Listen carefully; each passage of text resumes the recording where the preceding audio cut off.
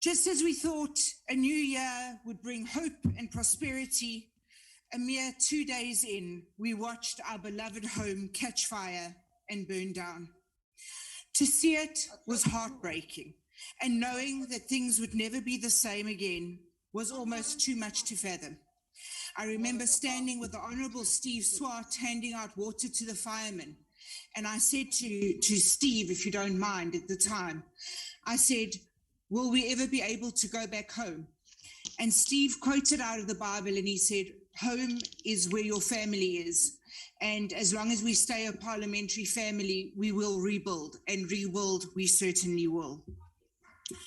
Zoom has been a solution, but with so many MPs scattered in such far-flung areas, it remains a huge problem for our democracy to be in full action when we cannot be seated together.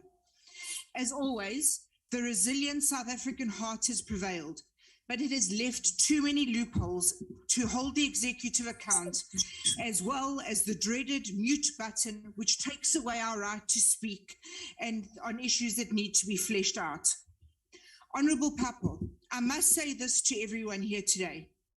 Besides the time that I had COVID, which was very weak because I had been immunized correctly, we have been in this chamber together every day. And I cannot agree with you more every time you insist that this chamber must be filled to capacity.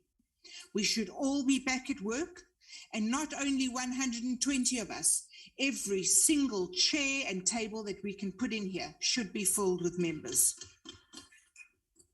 Parliament is not in a good way. I'm not only referring to the building.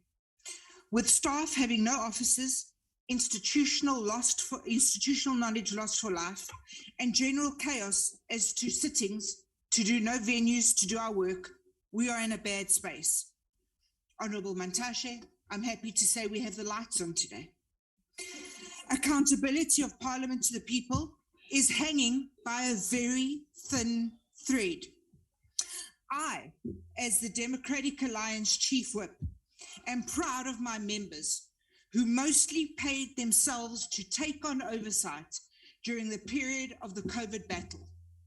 My colleagues, you are my heroes for going to check on schools, hospitals, clinics, the KZN crisis, the crisis at the border. These things you did on your own budgets. And I'm proud of my leader who has gone to the Ukraine and to Somaliland to see what is going on firsthand. And long may that kind of accountability reign when we are in struggling periods. The more questions we submit, Madam Speaker, the less questions we receive answered. The more we insist the executive to appear before us, we land up having Zoom conversations. Who knows who's assisting the relevant minister with the answer. This year, we have only had one session with each cluster, and we are already at the end of the second term. We are really going to need to improve this. This is not accountability.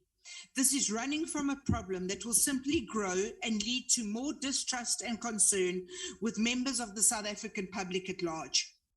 We need to become resilient enough to accept that snap debates on the floor are international best practice.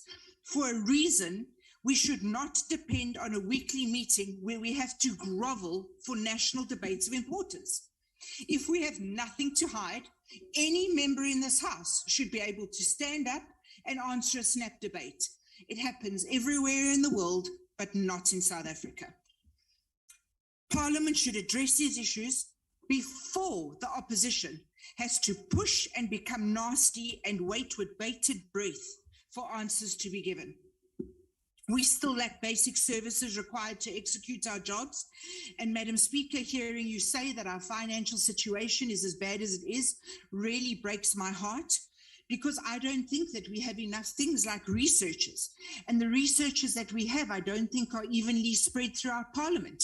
And I'm sure many of the smaller parties will agree with me that we are desperate for researchers, and that there are people walking around whom we have no idea what they do except large polystyrene boxes full of food that they take home for them and their families. And that's not what we are here to do. We can afford our own food and we can make our own scuftons.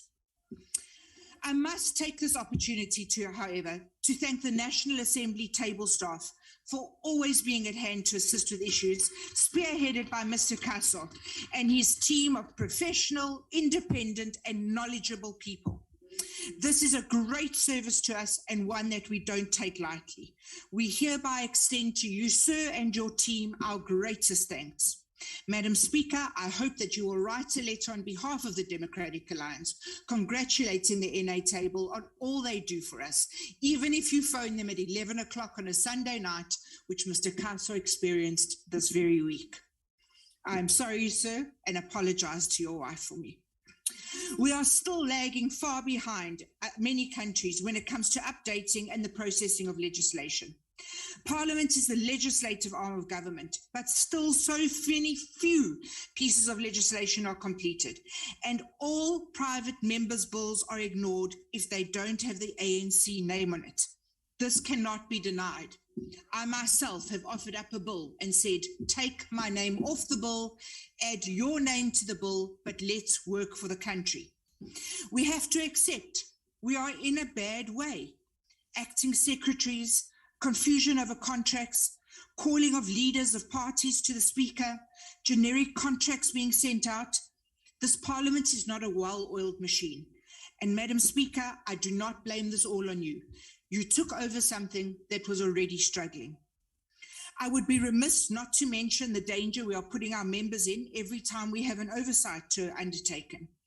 We have had accidents, one of which has been fatal.